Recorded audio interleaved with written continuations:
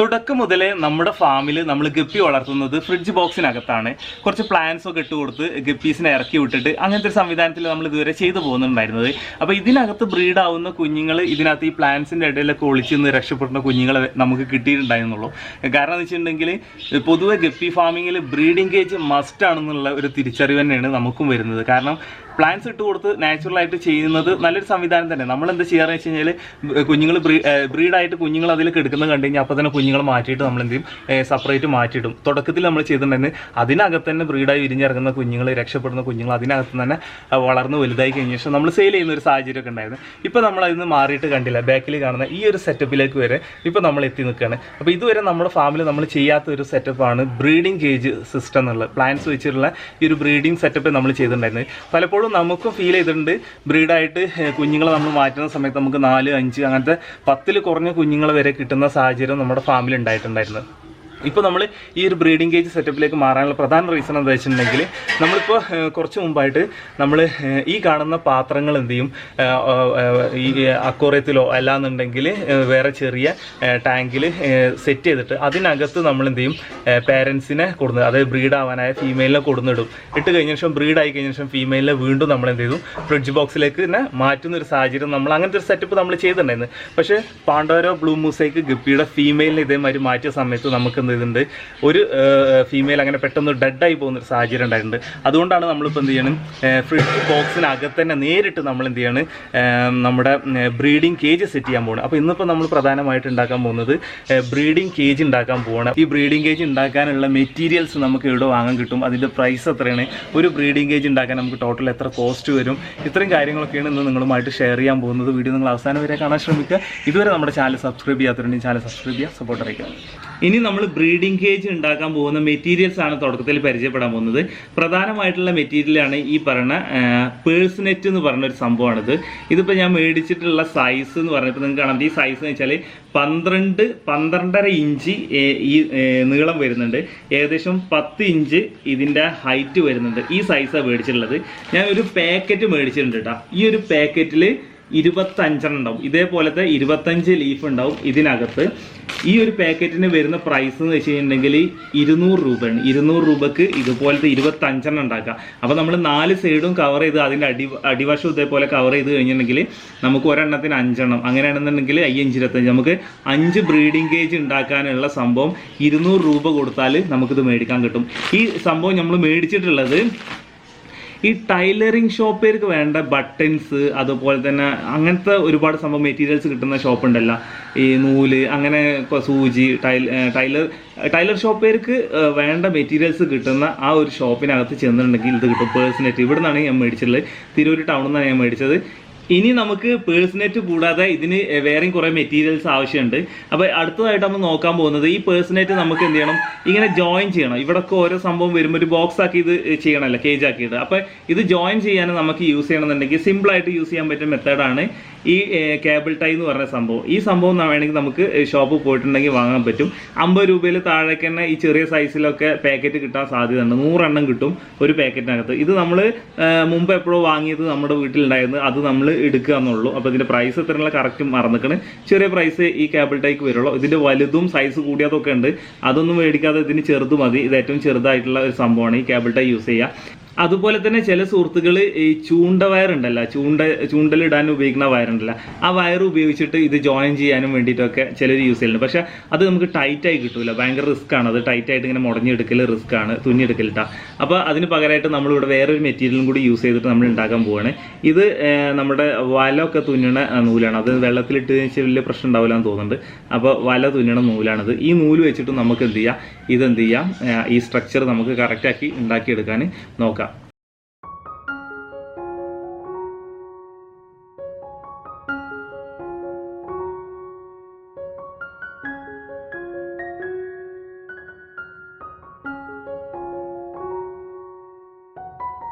അങ്ങനെ നമ്മൾ ഒരെണ്ണത്തിൻ്റെ പണി തീർത്തിട്ടുണ്ട്. ഇതിൻ്റെ ഐഡിയ എങ്ങനെയാണെന്നുള്ളത് മാത്രം നിങ്ങൾ ചിന്തിച്ചാൽ മതി. കണ്ടില്ലേ, ഈ ഒരു ബോക്സ് പോലെ ആക്കുക, ടോപ്പ് ഭാഗം ഓപ്പൺ ആക്കിയിട്ട് എത്ര മാത്രമേ ഉള്ളൂ. പക്ഷേ നിങ്ങൾ എങ്ങനെ ചെയ്യണം എന്നുള്ളത് നിങ്ങളുടെ യുക്തിക്ക് അനുസരിച്ച് ചെയ്യുക. കാരണം നമ്മളിപ്പോൾ സ്റ്റിച്ച് ചെയ്യുന്ന പോലെ സൂചിയും നൂലും എടുത്തിട്ട് ഇങ്ങനെ കോർത്തിട്ട് എടുക്കുക ചെയ്തു. പക്ഷേ ഇങ്ങനെ എടുത്ത സമയത്ത് നമുക്ക് നല്ല വൃത്തിയിൽ എല്ലാ ഭാഗവും നല്ല ക്ലിയർ ആയിട്ട് കിട്ടിയിട്ടുണ്ട്. ഇനി നമുക്കിത് കേബിൾ ടൈ വെച്ചിട്ട് വേണമെങ്കിൽ ചെയ്യണമെങ്കിൽ ചെയ്യാം. അതൊന്നും കൂടി സിമ്പിളാന്ന് തോന്നുന്നുണ്ട്. അപ്പോൾ ഏറ്റവും എളുപ്പത്തിൽ ചെയ്യുക. ഇതിൻ്റെ മെയിൻ ഉദ്ദേശം ഒന്നേ ഉള്ളൂ, ഇതിൻ്റെ ഗ്യാപ്പുകൾ ഓവറായിട്ട് ഗ്യാപ്പുകൾ, അത് ഗപ്പികൾ പുറത്തേക്ക് പോകാനുള്ള വലിയ ഗ്യാപ്പുകളൊന്നും ഈ സൈഡിലെ എഡ്ജിൽ വരരുത്. ആ വരാത്ത രീതിയിൽ നിങ്ങൾ നന്നായിട്ട് ചെയ്താൽ മതി. അത് നിങ്ങൾക്ക് സ്റ്റിച്ച് ചെയ്യുക, അല്ലാണ്ട് കേബിൾ ടൈ യൂസ് ചെയ്യുക. ഇനിയിപ്പോൾ ഗം യൂസ് ചെയ്യാൻ പറ്റുന്നുണ്ട് ഗം യൂസ് ചെയ്യുക. അത് ഓരോരുത്തരുടെ ഐഡിയക്ക് അനുസരിച്ച് ചെയ്യുക. ഇനി നമുക്ക് ഇതിൻ്റെ സൈഡിൽ പൈപ്പ് കാര്യങ്ങൾ വെച്ച് കൊടുക്കാനുണ്ട്. എങ്ങനെ എത്ര ഹൈറ്റിൽ നിർത്തണം എങ്ങനെയുള്ളതൊക്കെ നമുക്ക് നോക്കാം. അപ്പോൾ നമ്മൾ കുറച്ച് മെറ്റീരിയൽസും കൂടി വാങ്ങിയിട്ടുണ്ട്. നമ്മൾ നേരത്തെ തുടക്കത്തിൽ പറഞ്ഞിട്ടുണ്ടെങ്കിൽ കേബിൾ ടൈയുടെ കാര്യം പറഞ്ഞിട്ടുണ്ടായിരുന്നു. ഇപ്പോൾ നമ്മൾ എന്ത് ചെയ്യും, കുറച്ചും കൂടി കേബിൾ ടൈ പോയി മേടിച്ചിട്ടുണ്ട്. കാരണം വെച്ചിട്ടുണ്ടെങ്കിൽ ഇത് ചെയ്ത സമയത്ത് നമുക്ക് ഇതിൻ്റെ കുറച്ച് പണി എത്രത്തോളം ബുദ്ധിമുട്ടാണെന്നുള്ളത് മനസ്സിലായത്. കുറച്ച് സമയം എടുത്ത് ബുദ്ധിമുട്ട് വെച്ചാൽ കുറച്ച് സമയം എടുത്ത് ചെയ്യണം. അപ്പോൾ ഒരു 10 എണ്ണമാണ് അപ്പോൾ നമുക്ക് ഉണ്ടാക്കേണ്ടത്. അപ്പോൾ 10 എണ്ണമൊക്കെ ഉണ്ടാക്കണമെന്ന് കുറേ സമയം പോകും. അപ്പോൾ നമ്മൾ കേബിൾ ടൈ മേടിച്ചിട്ടുണ്ട്. അപ്പോൾ ഈ കേബിൾ ടൈ മേടിച്ചിട്ടുണ്ട്. അപ്പോൾ നമുക്കിതൊന്ന് വെച്ച് ഉണ്ടാക്കി നോക്കാം. ഇതിന് ഏകദേശം 28 രൂപയാണ് ഈ പാക്കറ്റിന് വരുന്നത്. ഈ പാക്കറ്റിൽ 100 എണ്ണമാണുള്ളത്. അതുകൂടാതെ തന്നെ നമ്മൾ എന്ത് ചെയ്തിട്ടുണ്ട്, ഒരു ഗമ്മ് മേടിച്ചിട്ടുണ്ട് ഇത് ഒട്ടിക്കാൻ. ഇത് ഏതെന്ന് വെച്ചിട്ടുണ്ടെങ്കിൽ ഇത് എൽബോ ആണ്, അതായത് പൈപ്പ് നമ്മൾ മേടിച്ചിട്ടുണ്ട് കേട്ടോ. ഒരു മിനിറ്റ്, ഇത് ക്വാളിറ്റി കുറഞ്ഞ പൈപ്പാണ്. പൈപ്പ് നമ്മൾ മേടിച്ചിട്ടുണ്ട്. ഇത് 3 മീറ്റർ വരുന്ന ഒരു പൈപ്പിൻ്റെ കഷ്ണത്തിന് ഏകദേശം വില വന്ന് 30 രൂപ. അങ്ങനത്തെ 4 എണ്ണം മേടിച്ചിട്ടുണ്ട്. 10 എണ്ണത്തിന് തികയൊന്ന് പ്രതീക്ഷിക്കുന്നു. എല്ലാന്നുണ്ടെങ്കിൽ അത് അഡീഷണൽ ആയിട്ട് ഇങ്ങനത്തെ എത്ര എണ്ണം വേണമെന്നുണ്ടാവും വാങ്ങേണ്ടി വരും. അതുപോലെ തന്നെ ഇതിൻ്റെ സൈഡിൽ ഇട്ട് കൊടുക്കാനുള്ള നമ്മുടെ എൽബോ കണക്ടർ ഉണ്ടല്ലോ, അതും മേടിച്ചിട്ടുണ്ട്. അപ്പോൾ ഇത് ഒരെണ്ണത്തിന് 4 രൂപയാണ്. അപ്പോൾ 4 എണ്ണം മേടിച്ചിട്ടുണ്ട്. ഇത് ജോയിൻ ചെയ്യാനുള്ള ഗമ്മാണ് ഈ സംഭവം. അപ്പോൾ അതും മേടിച്ചിട്ടുണ്ട്. ഇനി നമുക്ക് എന്ത് ചെയ്യാം, കുറച്ചെണ്ണം 1, 2, 3 നമുക്ക് ഇന്ന് എന്ത് ചെയ്യാം, ഒന്ന് സെറ്റ് ചെയ്ത് നോക്കാം. എന്തുകൊണ്ടും നമുക്ക് ബ്രീഡിംഗ് കേജ് ഉണ്ടാക്കുകയാണെങ്കിൽ എനിക്ക് തോന്നുന്നു ഈ ടാഗ് യൂസ് ചെയ്തിട്ട് ചെയ്യാണ് ഒന്നുകൂടി ബെറ്റർ എന്ന് പറഞ്ഞാൽ നമ്മൾ അധികം സമയം എടുക്കാതെ തന്നെ നമുക്ക് പെട്ടെന്ന് തന്നെ ഇത് ചെയ്തെടുക്കാൻ കഴിഞ്ഞ്.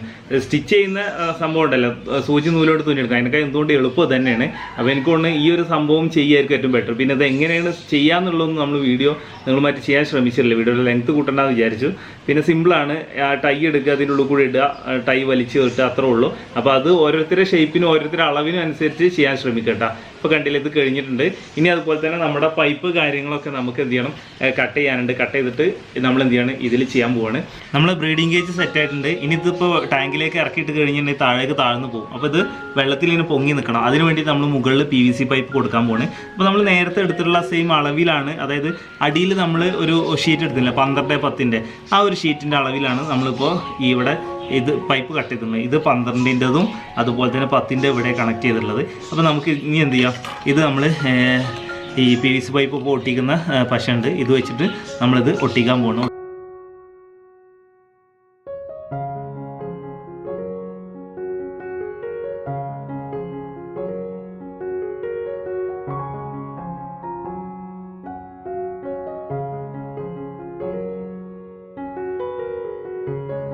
ഇനി മുതൽ നമ്മുടെ ഗപ്പി ഫാമിലെ താരം ഇവൻ തന്നെയാണ്.